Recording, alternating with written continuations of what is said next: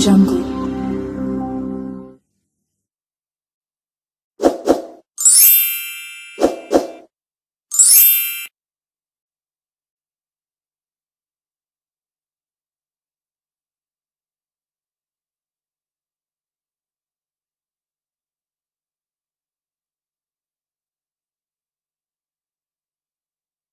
Terjadinya ketidakadilan, terjadinya masalah yang makin pelik dan semakin buruk, ini menunjukkan bahwasannya sebenarnya kita belum merdeka. Kita masih dijajah. Bahkan tepat omongan dari Bung Karno, musuh terberat nanti kita adalah sesama. Ya, kita rasakan. Saya pikir yang punya kewenangan di Cilacap, baik dari tingkat kabupaten maupun legislatif, ini sama-sama saudara kita, masyarakat Cilacap. Tapi ketika memang masyarakat Dusun Minong terjadi adanya masalah, malah justru keberadaan dari pucuk pimpinan dari eksekutif maupun legislatif tidak pernah turun sama sekali. Melihat kondisi secara langsung dari dekat dengan masyarakat ini. Saya tidak bisa memberikan kado apa-apa. Cuma saya berharap semangat kemerdekaan ini bisa terpatri dengan di dalam sanubari masyarakat Dusun Minong agar tumbuh kemerdekaan yang hakiki.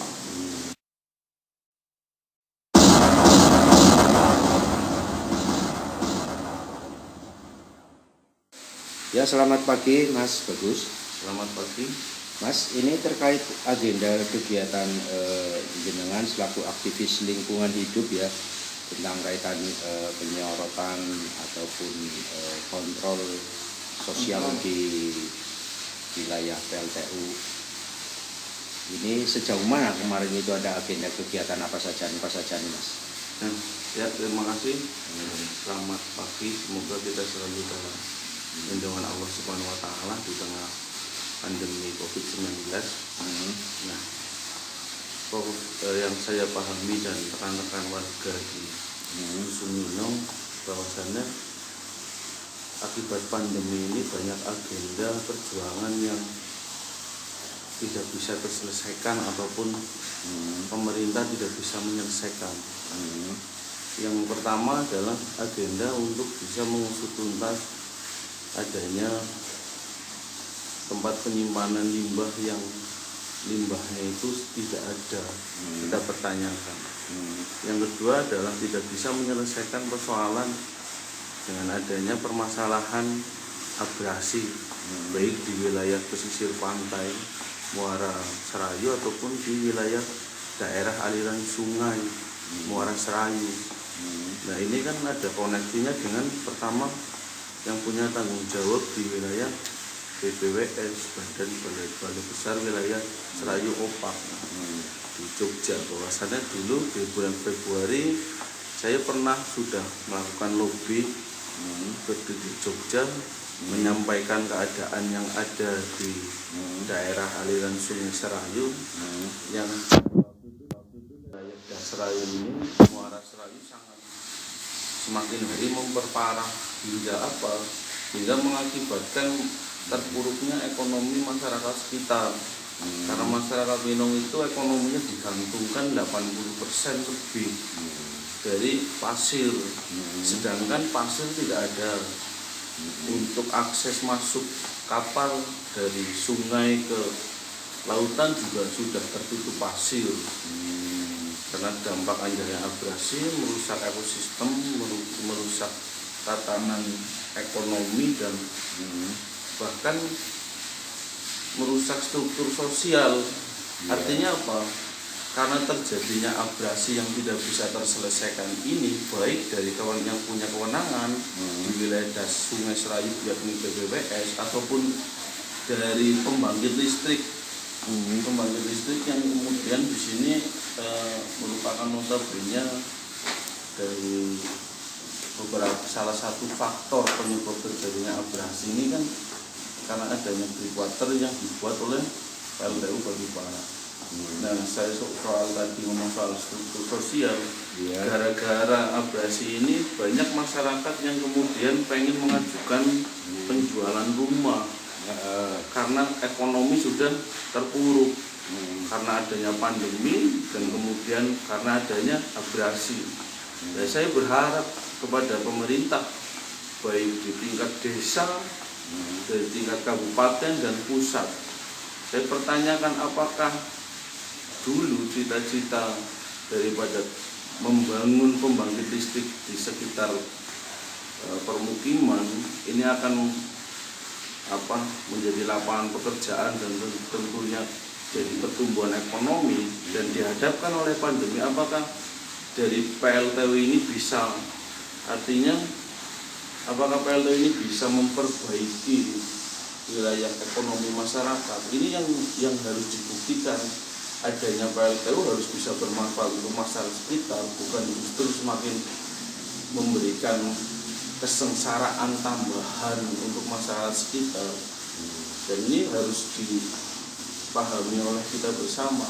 Ketika memang PLTU itu tidak hadir, berarti negara telah lalai.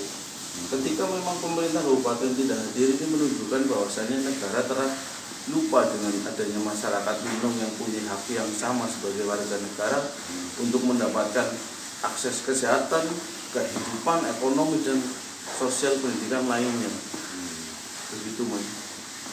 Iya. Oke, terima kasih Mas. Selanjutnya kemarin ada kegiatan di Masjid Winong itu terkait beberapa lift ya dengan aktivis yang ada di Jogja atau bagaimana Mas? Itu kegiatannya seperti apa itu Mas? Nah, kemarin itu aslinya adalah kegiatan memperingati 2 tahun perjuangan masyarakat setempat, masyarakat Winong yang tergabung dalam forum masyarakat Winong peduli lingkungan yang memperjuangkan hak atas lingkungan di wilayahnya. Ini sudah 2 tahun. Artinya 2 tahun ini kita harus belajar apa yang bisa kita lakukan untuk ke depan. Nah, keadaan kemarin ini kita peringati dengan doa bersama dari teman-teman pendamping, ada dari mahasiswa, dari LBH, dari Walhi. Dan kita membuat konferensi pers, artinya kepengen memberikan pesan kepada khalayak umum bahwasanya kita masih hidup, kita masih ada, dan kita masih senantiasa terus berjuang memperjuangkan hak atas lingkungan di wilayah di sini. Ini juga salah satu keresahan bahwasannya ketika dibaca di RUPTL rencana usaha tenaga listrik itu, pengadaan tenaga listrik, ini sebenarnya PLTU belum membutuhkan lahan, tapi PLTU menggunakan pemerintah desa untuk membentuk satu panitia agar bisa memfasilitasi penjualan tanah warga untuk PLTU. Jadi pemerintah desa Selarang ini menjadi fasilitator, dan yang punya modal adalah PLTU, dan yang sedang ekonominya susah adalah masyarakat. Nah, ketika faktor utamanya adalah ekonomi, di sini kondisi keuangan di tengah pandemi dan tidak ada pemasukan karena adanya abrasi, karena dulunya masyarakat menjadi penambang pasir tradisional, sekarang tidak ada pasir. Nah, ini menjadi faktor utama bahwasannya masyarakat tidak punya uang, harus memikirkan besok makan, harus ada biaya-biaya lainnya. Ini sangat sangat mencekik keadaan ini, sehingga masyarakat ada berpemikiran bahwasannya lebih baik saya menjual rumah daripada anak saya tidak makan, istri saya tidak makan, saya tidak bisa memberikan nafkah. Yang bisa saya lakukan hanya menjual rumah. Saya berharap juga artinya kehadiran negara ini sangat penting di situasi kondisi, meskipun negara melalui tangan-tangannya dari investor yang kemudian menjelma menjadi pembangkit listrik terus hadir di tengah permasalahan ekonomi yang panjang karena adanya pandemi dan abrasi. Tapi kenyataannya PLTU alfa, pemerintah kabupaten juga alfa, hingga menyebabkan beberapa masyarakat sampai merelakan pergi dari tanah kelahirannya menjual tanah dan rumah. Pemerintah desa Selarang melalui kepala dusunnya membuat kepanitiaan yang terdiri mungkin dari pemerintah desanya, terus memfasilitasi dari pihak PLTU dengan masyarakat yang sedang ingin menjual tanah. Nah, saya juga mempertanyakan soal penarikan 1% dari setiap sekali penjualan yang dilakukan oleh panitia. Coba bayangkan, ada rumah dan tanah ketika itu nilainya 300 juta. Apakah setiap 1% ini masuk ke PAD desa atau justru malah menjadi istilahnya pungli?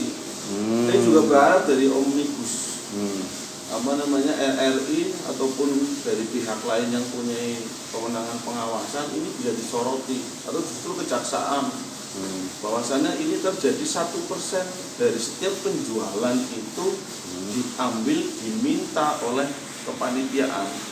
Ketika akan sekarang sudah kurang lebih 30 sampai dengan 50 rumah. Ketika setiap satu rumah kita ambil nilai terkecil 300 sampai 500 juta, 1% dari 500 juta satu rumah, ini berapa dikalikan berapa? Apakah ini menjadi PAD desa atau justru masuk ke kantong pribadi? Ini juga perlu kita cermati.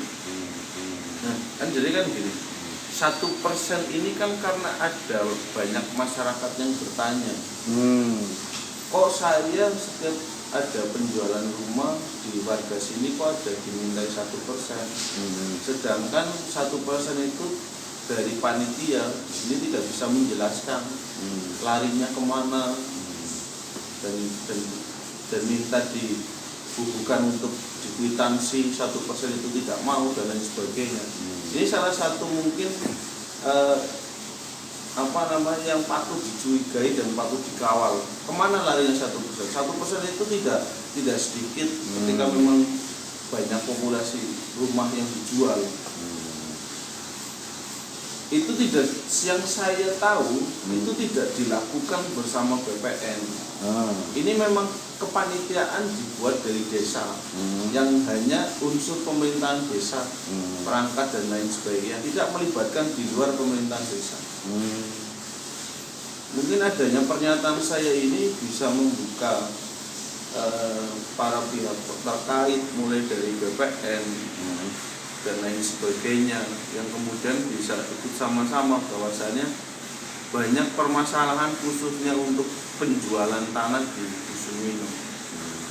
Harapannya gimana nih Mas? Nah, harapannya di tanah yang sudah kadung jauh dari tegaknya keadilan, baik dari pemerintah desa, pemerintah kabupaten, bahkan pemerintah pusat, saya berharap agar masyarakat bisa memelihara nafas perjuangan, bisa memperjuangkan hak atas lingkungan mereka. Akan kita bantu dari teman-teman mahasiswa, dari teman-teman LBH, dari teman-teman WADI, dan bahkan ketika masyarakat Kabupaten Cilacap tahu kita mendapatkan support banyak, semangat banyak, bahwasanya duka kita adalah senasib sepenanggungan kita sebagai masyarakat Kabupaten Cilacap. Artinya kado spesialis di dalam kerangka HUT RI di tahun 2020 ini kepada masyarakat Winong yang akan diberikan oleh jenengan dan para aktivis lainnya, tentunya makna sebuah kemerdekaan untuk rakyat Indonesia, khususnya warga Winong. Gimana ini Mas? Terjadinya ketidakadilan, terjadinya masalah yang makin pelik dan semakin buruk, ini menunjukkan bahwasanya sebenarnya kita belum merdeka, kita masih dijajah. Bahkan tepat omongan dari Bung Karno, musuh terberat nanti kita adalah sesama. Ya, kita rasakan. Saya pikir yang punya kewenangan di Cilacap, baik dari tingkat kabupaten maupun legislatif, ini sama-sama saudara kita. masyarakat Cilacap.